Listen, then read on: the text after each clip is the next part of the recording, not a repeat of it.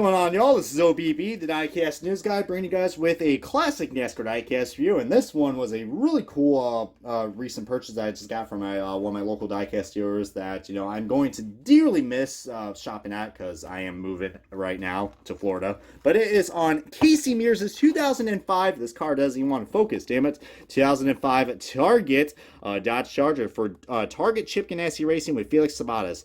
Wow, the Target cars from NASCAR, guys, especially with the days with Chip Ganassi. As you guys know, Chip Ganassi, it's going to be bought out by Trackhouse by the end of this year, which is just, oh my goodness, guys. I wish I kind of got this car a little bit earlier so I can get my more thoughts and my initial thoughts about that, but it's official, guys, and we just got to learn to love these Target cars and Chip Ganassi Racing, because let me tell you what, man, another car I have a lot of nostalgia with, and this one is just what a cool cat this car is. And I was able to find this for like $3 or $5 at '07. Really great place to check out for the classic NASCAR diecast people. But anyways, let's go and kick off this diecast really official unboxing of the Casey Mears 2005 Target car. Alrighty, guys, we got this beautiful Target car off its box, and man, there's just so much nostalgia when it comes to seeing these freaking Target Chip Ganassi cars. And I remember this one in particular. I remember when this guy and Jimmy Spencer and freaking Reed Sorensen drove this 41 car.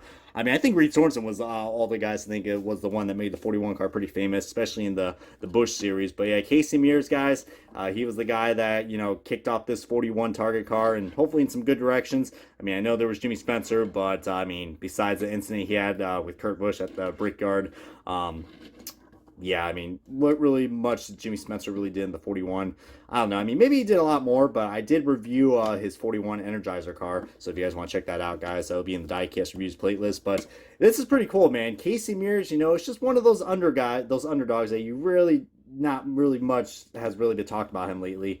But yeah, Casey Mears, guys, he's a very diverse driver, guys. Before he started his stock car run, he actually was going to be an IndyCar Series driver. I believe Casey Mears has some relation with Rick Mears. I don't know what the relation is, but, or I could be crazy. That's just a weird coincidence. Kind of like how Chase Briscoe is not related to any way, shape, or form with Ryan Briscoe. I don't know. Part of me thinks I should probably know more about that because I've been an IndyCar fan for so long. But yeah, he did ran some races in Champ Car. I think he ran like 5 races in Champ Car, and then he ran 3 races in the IRL. I would say he would run 5 races with the IRL, but he failed to qualify for both 500s in 2000 and 2001. So yeah, open wheel racing wasn't really the best thing for Casey Mears, and then eventually went on to drive that 66 car at I forgot what the team was, but it was the 66 car that he drove in the Busch series, and then he ran pretty well in that car, and then Chip Ganassi gave him the call, said, all right, we're going to put you in this 41 car for 2003, and he was a bust. He was a bust. If you guys didn't see, Black Lives Matter's video from 2003 about Casey Mears, wasn't a good season. But then eventually, he drove this 41 car again for another 2 seasons with 2004 and 2005. And not really much change. He was able to get like some consistent runs. He only got like a few top 5s and a few top 10s, but his average finish was like 20th or so, somewhere in the 20s. Still wasn't that good.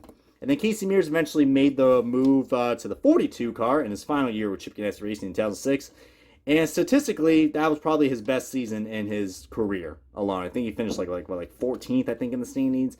And Mears was very consistent. I think he even in 2006, I think he was runner-up for the Daytona 500 during that year. So it looked good for Casey Mears, and I thought, all right, he's going to be in that 42 car for some time. But then, yeah, he got the call from Mears Motorsports, and it worked out well. He was able to finally go out and get his one and only win, which was in the 2007 Coca-Cola 600.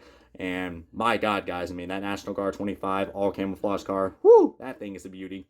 Some people might call the car tacky because it's got the Dayglow Henrik, the Dayglow yellow Henrik numbers on there with camouflage, but I love that.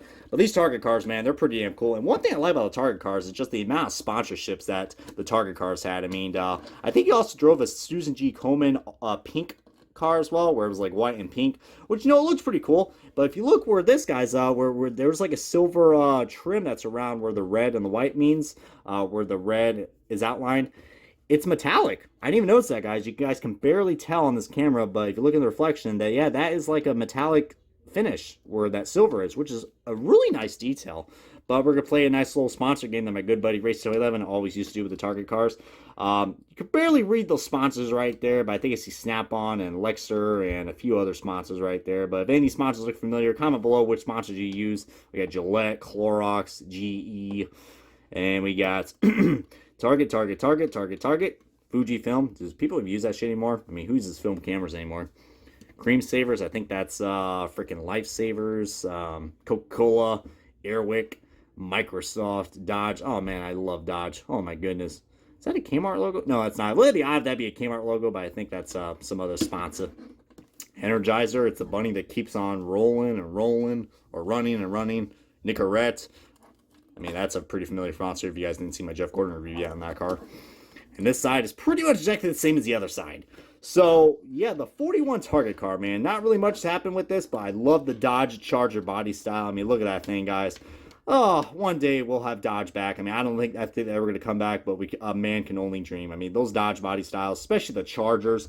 Oh, man. That is like, I think one of the best looking Dodge stock cars that we've had in NASCAR. I mean, call me crazy, but those Chargers, man, whoo. There was something about these, and the mold on these things look cool too. Just, I don't know, that's just my opinion, guys. I mean, this thing just has so much nostalgia, and it's just such a damn shame that Chip Ganassi Racing is, pretty much going to be a thing of a past now pretty soon. I mean, and this thing definitely is showing a lot of age to it now as I speak. But I miss the Target cars, and I'm going to miss the Chip Ganassi cars. If it was for the CEO, what is it? Is it still Brian Cornell, as far as I know? I only remember that because I remember NRF did like a nice little rant about, Target leaving, which that was, pretty damn awesome. But for real, though, guys, I mean, but Target is definitely a place I recommend shopping at. I mean, I probably prefer it over Walmart's. I mean, just because, they've been very consistent with the NASCAR Authentics waves. So, OBB definitely recommends the Bullseye. Definitely, indeed. I'm not sponsored by them in any way, shape, or form, but heck, gotta love that Target money, man. And Target, man, is just, shit. I remember when I was, down in the South. I used to live in Texas, actually. So, hey, how about that, Diecast Buffet? They used to have these things called Super Targets. And those things were really damn cool.